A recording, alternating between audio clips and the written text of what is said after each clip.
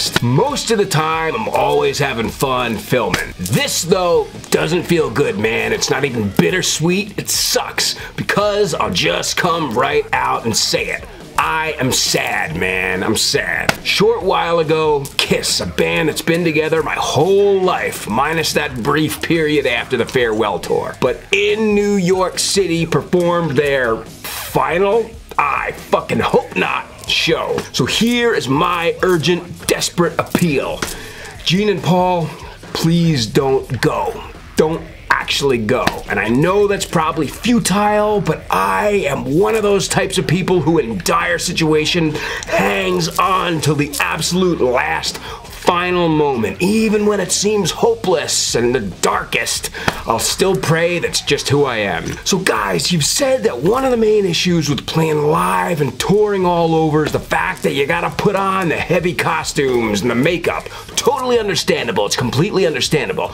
Just take off the makeup, take off the costumes, play the hits, play Lick It Up stuff, Through Revenge, and Carnival, and Sonic Boom, and Monster, because there is a market for people who want to see all that stuff. And look, for everybody out there who said, nah, Kiss actually disbanded at the end of the farewell tour in 2000 when Peter left.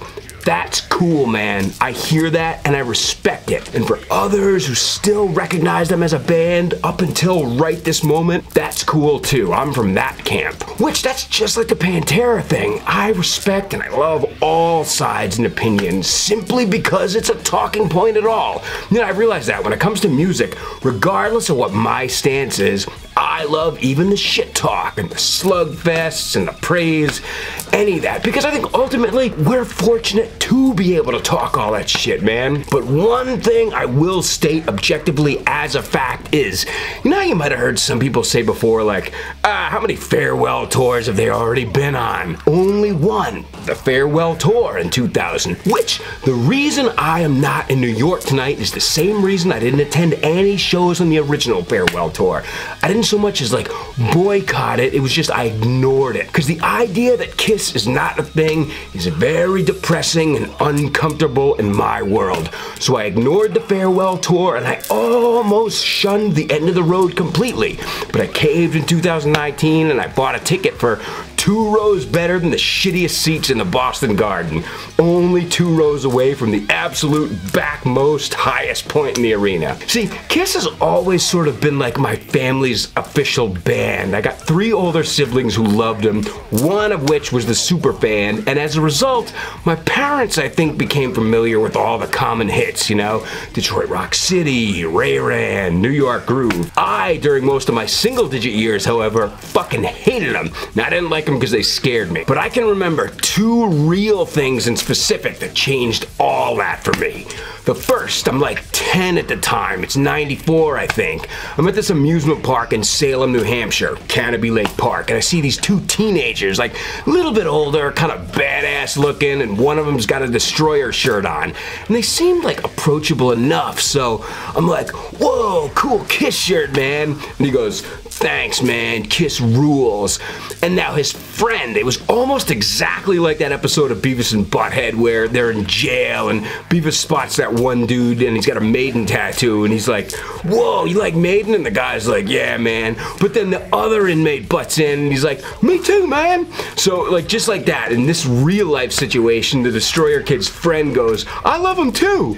Pretty hilarious, you know, the other kid wanted to make sure somebody else knew that he also loved him. And then the second thing, also directly tied to Beavis and Butthead, about a month or so later, one of the videos they show, I Love It Loud, that was the first time I'd heard that song, and at that point, it was over from there, man. That song fucking rules.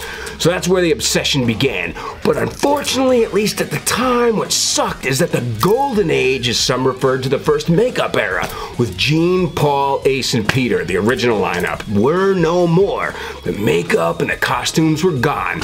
So I just figured, like, hey, it blows that I missed it because I was born too late. What's up, St. Vitus? But little things here and there in the media seem to kind of give a little bit of hope. Summer 95, one Friday night, I'm in the Nashua Mall with my older sister and nephew, and I'm in Walden Books.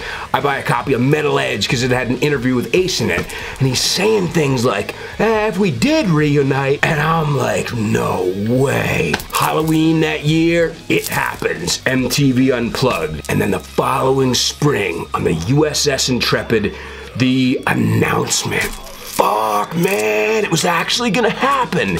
It did. July 30th, 1996, Fleet Center in Boston, and I'll never forget it, man. Won't get fooled again on the PA. Daltrey screams, and the curtain comes down. And then the lights, and that rumble. All right, Boston!